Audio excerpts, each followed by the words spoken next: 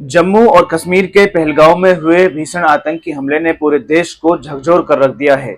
इस हमले में 26 लोगों की जान चली गई, जिनमें ज्यादातर पर्यटक थे। इस घटना ने न केवल शोक की लहर पैदा की, बल्कि घाटी में सुरक्षा व्यवस्था पर भी गंभीर सवाल खड़े कर दिए हैं। मंगलवार दोपहर पहलगांव के बाईसरण मीडो में आतंकियों ने अंधाधुंध गोलीबारी की, जिसमें 26 लोग मारे गए, जिनमें 2 विदेशी पर्यटक यूएई और नेपाल से और 2 स्थानीय लोग शामिल हैं। 20 से अधिक लोग घायल हैं, जिनका इलाज स्थानीय अस्पतालों में चल रहा है। 2019 के पुलवामा हमले के बाद यह घाटी का सबसे घातक आतंकी हमला माना जा रहा है। इस हमले में अपने पति को खोने वाली पल्लवी ने बताया, आतंकियों ने पुरुषों को निशाना बनाया। एक आतंकी ने मुझसे कहा, मोदी को जाकर बताओ। एक अन्य पर्यटक ने दावा किया कि आतंकियों ने हिंदू पर्यटकों को चुन चुनकर निशाना बनाया। लेकिन सवाल यहाँ पर यह भी खड़ा होता है कि वहां पर कुछ मुस्लिम्स भी थे, जिनको गोली से भून दिया गया और कुछ को कलमा पढ़ने के लिए कहा। लश्कर तैयबा के सहयोगी संगठन द रेसिस्टेंट फ्रंट ने इस हमले की जिम्मेदारी ली है।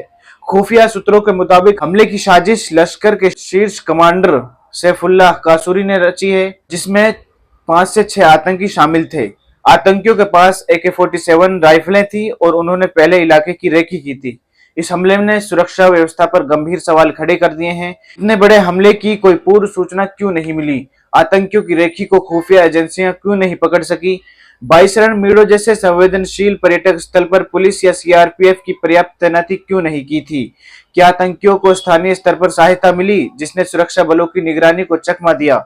पर्यटकों के लिए कोई सुरक्षा प्रोटोकॉल या चेतावनी क्यों नहीं थी, जबकि घाटी में आतंकी गतिविधियों की आशंका बनी रहती है?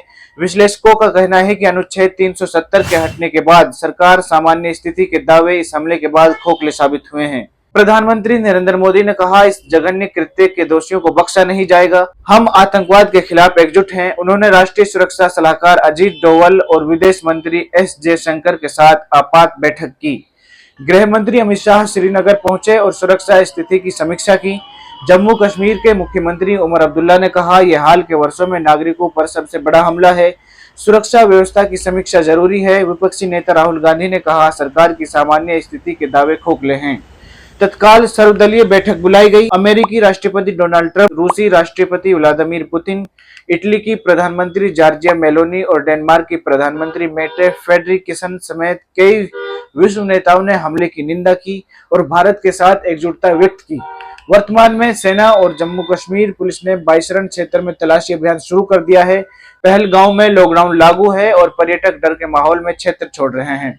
महाराष्ट्र, कर्नाटक और अन्य राज्यों ने अपने नागरिकों को निकालने के लिए विशेष व्यवस्था की है। श्रीनगर हवाई अड्डे पर शवों को उनके गृह राज्यों में भेजने की प्रक्रिया जारी है। इस हमले ने एक बार फिर जम्मू कश्मीर में शांति और सुरक्षा की चुनौतियों को उजागर किया है। क्या सरकार इन गंभीर सवालों का जवाब देगी? हमारी संवेदनाएं पीड़ित परिवारों के साथ हैं।